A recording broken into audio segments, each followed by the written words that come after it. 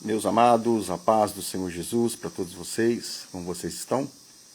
Que Deus abençoe sua vida, Deus abençoe sua família, Deus abençoe o seu trabalho, Deus abençoe sua empresa, Deus abençoe a empresa onde você trabalha, onde você é um colaborador. Que Deus abençoe a sua vida cristã, sua vida espiritual, sua vida ministerial, sua vida familiar, sua vida financeira. Deus te abençoe de uma maneira geral, total, em nome de Jesus, que todas as bênçãos de Deus venham sobre a sua vida e sobre a sua família, em nome de Jesus. Meus amados, eu quero rapidamente deixar aqui uma reflexão da palavra de Deus que está em Filipenses capítulo 2, a partir do versículo 1, que diz assim: portanto, se há algum conforto em Cristo, e se há alguma consolação de amor, se há alguma comunhão no Espírito, se há alguns entranháveis afetos e compaixões, completai o meu gozo para que sintais o mesmo, tendo o mesmo amor, o mesmo ânimo, sentindo uma mesma coisa. Nada façais por contenda ou por vanglória, mas por humildade, e cada um considere os outros superiores a si mesmo. Não atente cada um para o que é propriamente seu, mas cada qual também para o que é dos outros. De sorte que haja em vós o mesmo sentimento que houve também em Cristo Jesus, que, sendo em forma de Deus, não teve por usurpação ser igual a Deus, mas aniquilou-se a si mesmo, tomando forma de servo, fazendo-se semelhante aos homens, e achando na forma de homem, humilhou-se a si mesmo, sendo obediente até a morte e morte de cruz. Pelo que também Deus o exaltou soberanamente e lhe deu um nome, que é sobre todo nome, para que ao nome de Jesus se dobre todo o joelho, dos que estão nos céus e na terra e debaixo da terra, e toda língua confesse que Jesus Cristo é o Senhor, para a glória de Deus. Meus amados, esse texto é um texto muito oportuno para esse tempo que nós vivemos, um tempo onde nós percebemos a mudança, né? O pragmatismo já contaminando o Evangelho, né? A gente percebe na vida, não de todos, mas na vida de muitos, as motivações erradas, as motivações equivocadas, as motivações não cristãs, não bíblicas, com relação à obra de Deus, o ministério, tudo aquilo que nós fazemos na obra de Deus. É muito comum você ver um pregador ou uma pregadora comprometidos com a sã doutrina, com a Escritura Sagrada, denunciando pregadores, igrejas, né? Pastores ou pastoras, pregadores ou pregadoras, que visam no ministério o holofote, a fama, o sucesso, poder viajar o mundo todo, o Brasil todo, né, com motivações erradas. Não que seja errado desejar pregar no Brasil, no mundo todo, não é isso que eu estou dizendo, mas motivações erradas, motivações não bíblicas com relação ao ministério. Essa carta que Paulo escreveu aos Filipenses é uma das cartas da prisão. Paulo está preso quando escreve essa carta. E é muito interessante que no capítulo 1 desta carta, Paulo vai falar do seu amor, aquele amor pastoral, aquele amor de Deus, aquele amor fraterno com relação aos irmãos de Filipos, a igreja que está em Filipos. E também exorta, não somente agradece, não somente abre o seu coração, né, para falar do seu amor e da alegria, né, que ele tem pela vida, pelo trabalho, pela obra desses irmãos, desta igreja, ou destas igrejas. Paulo também vai exortar a esses amados irmãos a viverem de conformidade com a realidade do Evangelho. E que realidade é esta? Uma realidade honrosa, gloriosa, extraordinária. Porém, a realidade do Evangelho que Paulo pregava era um Evangelho marcado por perseguições. Isso está muito claro quando Paulo, no capítulo 1, vai falar das suas prisões, né? Vai falar que, apesar de todas as oposições, de todos os levantes, né? de todo o trabalho do mundo espiritual, dos inimigos da cruz, do Evangelho, Paulo prosseguia, mesmo estando preso, Paulo prosseguia, a ponto de Paulo dizer, eu estou preso, mas a palavra de Deus não está. Então, mesmo em cadeias, mesmo em prisões, Paulo não deixou de pregar o Evangelho, porque estava sobre ele uma ordenança, um chamado. Paulo chega a dizer, me é imposta essa obrigação, e ai de mim se eu não pregar o Evangelho, porque este era de fato o chamado que Deus havia dado para Paulo, que seria o chamado de ser um pregador, um embaixador do reino de Deus, um arauto das boas novas, um plantador de igrejas, um pastor dedicado, apaixonado por Cristo, apaixonado pelo Evangelho e também apaixonado por pessoas. Paulo diz que foi posto por defesa do Evangelho. Paulo começa a trazer à mente, ao entendimento dos irmãos aqui de Filipos, a importância de que Cristo seja, de fato, a razão maior, o motivo central, que seja a razão de viver de todo crente, de todo salvo em Jesus Cristo. Independente se haverá prisões, independente se vai haver perseguições, hostilidades, se vai haver qualquer tipo de oposição ou de sofrimento ou dor com relação à pregação do Evangelho através da vida dos irmãos, Paulo está dizendo, porque para mim o viver é Cristo. Se eu vivo hoje, a razão da minha vida é Cristo. Eu não tenho outro motivo, eu não tenho outra âncora, eu não tenho outro lugar onde me agarrar. Eu não tenho outra motivação para viver, para existir, que não seja Cristo. Paulo disse, porque para mim, o meu viver é Cristo. Resuma a sua vida, apóstolo Paulo, Cristo. Resuma a sua história, Cristo. Resuma o seu estado atual, Cristo. Resuma as suas prisões, as oposições, as perseguições, as tribulações, as aflições que você passa, Cristo. O meu viver, em todas as áreas, em todos os cantinhos do meu ser, Paulo está dizendo, é Cristo.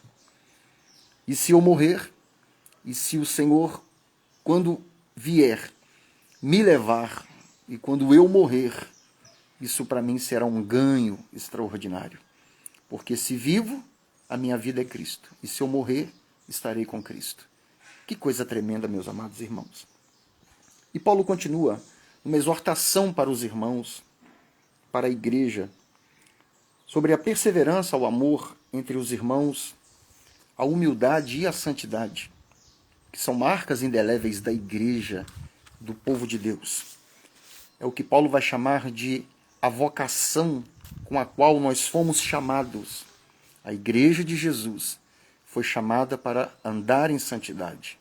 A igreja de Cristo foi chamada para adorar a Deus, de ser um lugar, um altar de adoração, para que o Cordeiro seja celebrado, para que o Cordeiro seja glorificado, para que a obra redentora da cruz de Cristo seja sempre mencionada, ensinada, divulgada e glorificada. Deus seja glorificado sempre quando os santos se reúnem para proclamar esta obra tão extraordinária que foi a obra redentora de Cristo, quando Deus decidiu na eternidade enviar o seu Filho para que morresse em nosso lugar na cruz, para nos dar a vida eterna, por intermédio da sua morte, do derramamento do seu sangue, nos dar a vida eterna.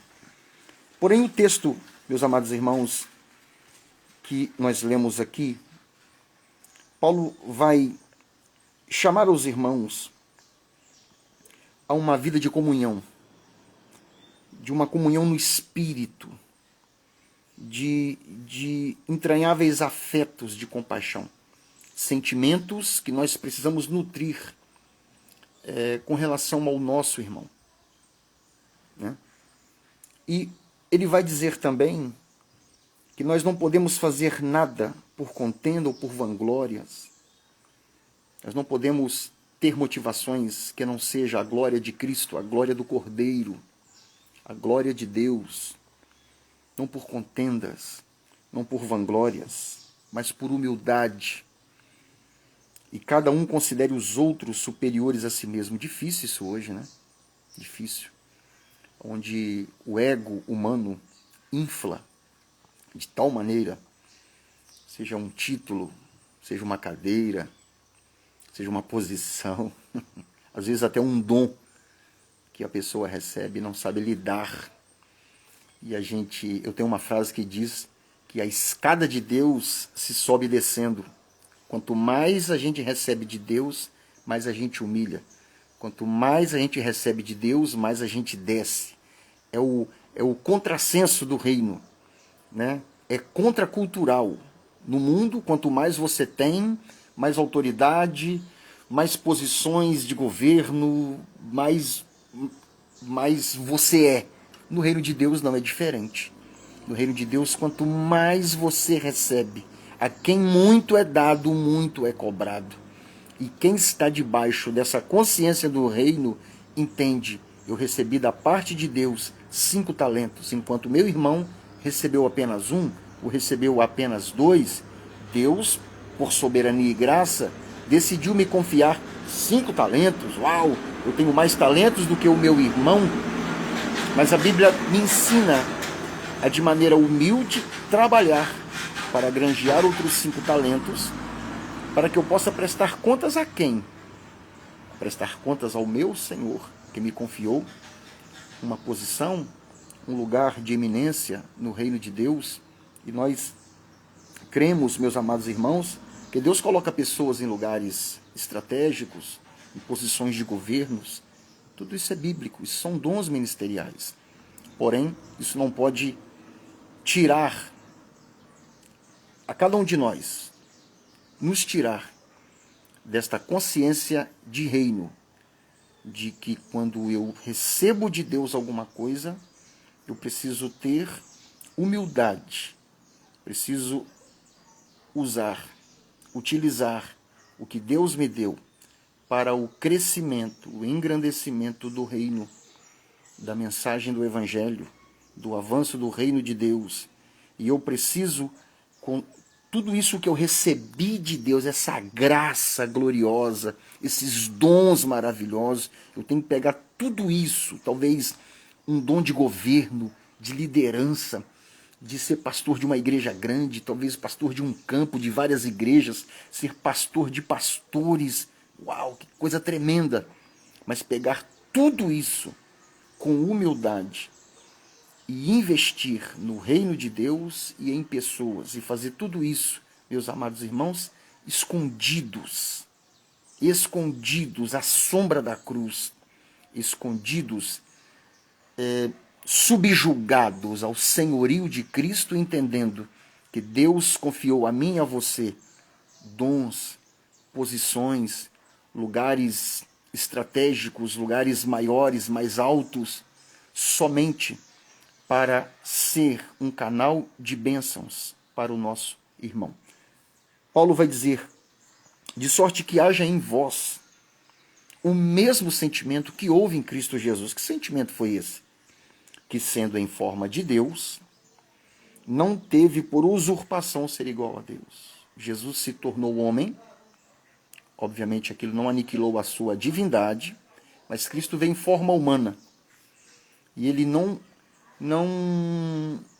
de maneira orgulhosa e arrogante, arrogou para si ser igual a Deus. Então Cristo chorou, Cristo irou-se, Cristo cansou, Cristo dormiu, Cristo teve fome, Cristo teve todos os sentimentos que pertencem ao ser humano. Cristo sangrou, Cristo sentiu dores, né?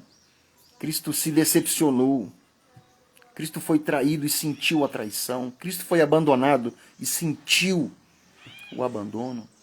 Você vai ver Cristo chorando diante de uma situação, diante da morte de alguém.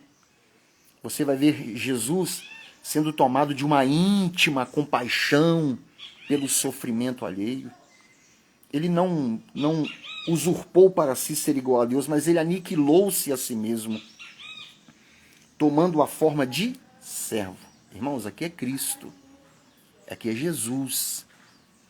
Ele se aniquila e toma a forma de servo, fazendo-se semelhante aos homens. E achando na forma de homem, humilhou-se a si mesmo, sendo obediente até a morte, e a morte de cruz. Perceba, meus amados, que o sentimento que havia em Cristo Jesus era esse sentimento de humildade, esse sentimento de amor ao próximo, esse sentimento de abdicação, de se aniquilar, de se esvaziar. Ele se esvazia da sua glória, ele abre mão da sua glória, do seu trono, e vai habitar entre os homens para cumprir o chamado, para cumprir a obra, o plano redentor traçado por Deus na eternidade passada, antes da criação do mundo. Esse é o exemplo de Jesus, meus amados irmãos, para nós, nesse tempo onde os egos estão inflados, onde as pessoas arrogam para si coisas, situações que fazem essas pessoas pensarem que de fato são grandes, pregadores que se comportam como semideuses, pregadores que se auto-intitulam o maior pregador do Brasil. A gente vê isso muito. Sabe, o fulano de tal é um dos maiores pregadores do país, do Brasil e do mundo. Oh, meu Deus. Jesus, mesmo sendo Deus, não teve por usurpação ser igual a Deus, mas ele se aniquila, fazendo-se semelhante aos homens. E fazendo isso, ele se torna em forma de servo, daquele que está ali para servir. A vinda de Cristo nesse mundo foi para nos dar a salvação, a libertação, a vida eterna, e para nos ensinar algo extraordinário, que nós fomos chamados para servir o nosso próximo, o nosso irmão, o nosso semelhante.